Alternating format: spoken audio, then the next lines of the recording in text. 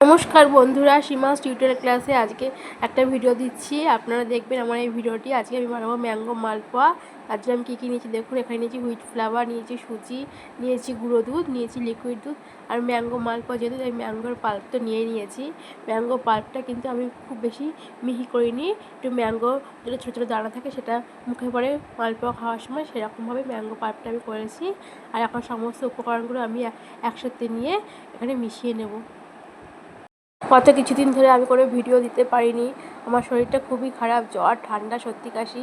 আমি ভিডিও কী করে বানাবো, এর জন্য আমি কোনো ভিডিও দিতে পারিনি। তাই ভাবলাম আজকে তো ফার্স্ট ডে, আজকে একটা ভিডিও দিই, বন্ধুরা দেখবে আমার ভিডিওটি।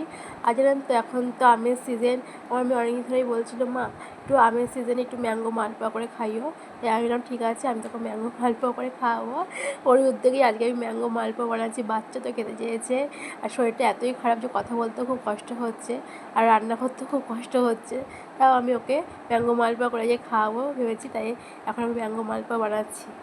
এখন তো আমের সিজনে তো আম দিয়ে অনেক কিছুই বানানো যায়, তাই না বলুন। তাই আজকে ম্যাঙ্গো মালপোয়াটা করছি, পরে একদিনকে ম্যাঙ্গো দিয়ে ম্যাঙ্গোর বড়া করে দেখাবো। ওই ম্যাঙ্গোর বড়াটাও খুব ভালো লাগে, আমরা যেরকম তালের বড়া করে খাই সেরকম ম্যাঙ্গো দিয়ে বড়া, সেই বড়াটাও একদিন করব, সেই রেসিপিটাও আপনাদের সঙ্গে শেয়ার করব। আমি জানেন তো এখানে চিনি দেবো না ভেবেছিলাম প্রথমে, তারপরে দেখলাম যে না ম্যাঙ্গোটা মনে হচ্ছে একটু টক টক লাগবে, তাই চিনিও নিয়ে নিয়েছিলাম। এখানে ওই 1 কাপ চিনি দিয়েছি আর সাথে দিয়েছি একটু সন্দক নুন।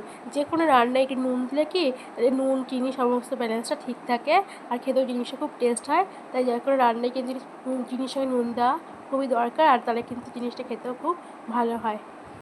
সমস্ত উপকরণ বেশ ভালো করে আমি এখন মিশিয়ে নিচ্ছি।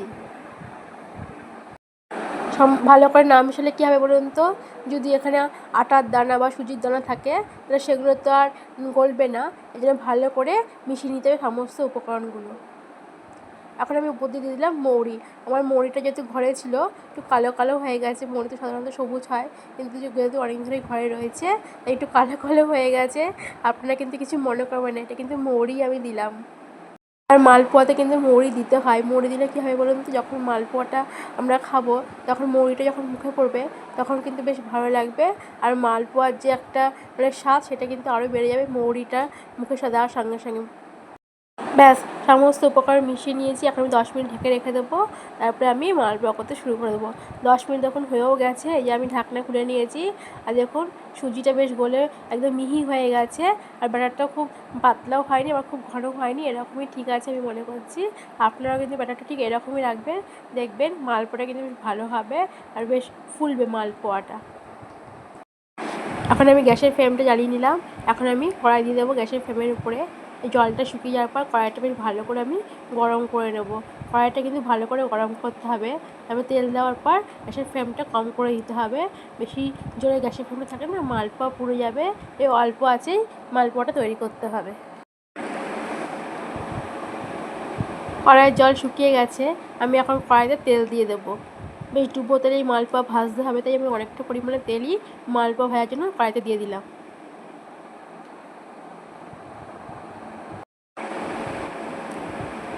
তেল দেওয়ার পর দেখতে হবে তেলটা গরম হয়েছে নাকি, তার জন্য তেলের কালারটা দেখবেন একটু চেঞ্জ হয়ে আসবে, তখনই বোঝা যাবে যে তেলটা গরম হয়ে গেছে। আর দেখুন তেলের কালারটা কিন্তু অনেকটাই চেঞ্জ হয়ে গেছে। এখন আমি সামান্য 1 চামচ মালপোয়ার ব্যাটারটা দিয়ে দেখবো, এই ব্যাটারটা যদি দেখি ফুলে উঠেছে তাহলে ভাববো তেলটা গরম হয়ে গেছে। তারপরে কিন্তু আমি আমার যে মালপোয়া সেগুলি তৈরি করতে শুরু করে দেবো। ব্যাস দেখুন তেলটা খুব ভালো করে গরম হয়ে গেছে, বোঝা যাচ্ছে। এখন আমি মালপোয়া করতে শুরু করে দেবো। অনেক কটা মালপোয়া জানেন ভাজা হয়ে গেছে। ফোনটা কী হলো, হট করে ক্যামেরাটা বন্ধ হয়ে গেল, ক্যামেরাটা আর খুলতে পারছিলাম না, এই জন্য প্রথম মালপোয়াগুলো আপনাদের দেখাতে পারলাম না। এই দেখুন তারপর অনেক কষ্টে ক্যামেরাটা আমি খুলেছি, তবে মালপোয়া আবার করছি, আপনাদের সাথে দেখাচ্ছি। দেখুন মালপোয়া কিন্তু আমার বেশ বড় বড় করে ফুলে উঠছে, লুচির মতো একদম। আপনারাও কিন্তু ঠিক এরকম করেই মালপোয়া তৈরি করবেন, দেখবেন আপনাদের মালপোয়া কিন্তু লুচির মতো বেশ ফুলে উঠবে, আর বেশ কী বলবো, টোপা টোপা ফোলা ফোলা হবে, আর খেতেও কিন্তু খুব ভালো লাগবে। তাহলে আমার ভিডিওটা আপনাদের কেমন লাগলো বন্ধুরা, অবশ্যই কিন্তু আমাকে কমেন্টে জানাবেন। আর ভালো লাগলে আমার চ্যানেলটিকে সাবস্ক্রাইব করে আমার পাশে থাকবেন, আর আমার ভিডিওটি সকলের সঙ্গে শেয়ার করে নেবেন, যাতে আরও দর্শকের কাছে আমার ভিডিওটি পৌঁছাতে পারে। আমি এক এক করে আর যেটুকুনি ব্যাটার আছে সেই ব্যাটারের মালপোয়াগুলো তৈরি করে নিচ্ছি।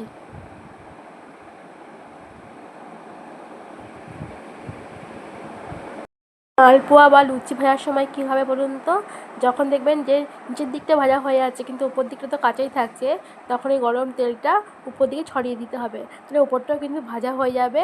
আর দেখুন আমার মালপোয়া কিন্তু ভাজা সমস্ত কাটা হয়ে গেল। আর আমার ভিডিওটি কেমন লাগলো অবশ্যই কিন্তু আমাকে কমেন্টে জানাবেন। আমার মালপোয়াগুলো আমার দেখতে কেমন সেটাও কিন্তু কমেন্টে জানাবেন। আর আমার চ্যানেলটিকে সবার সঙ্গে শেয়ার করে নেবেন যাতে আরও লোকের কাছে আমার ভিডিওটি পৌঁছতে পারে। আর আমার চ্যানেলটিকে সাবস্ক্রাইব করে আমার পাশে থাকবেন আপনারা। এখন তাহলে আসি বন্ধুরা, আপনারা ভালো থাকবেন, টাটা।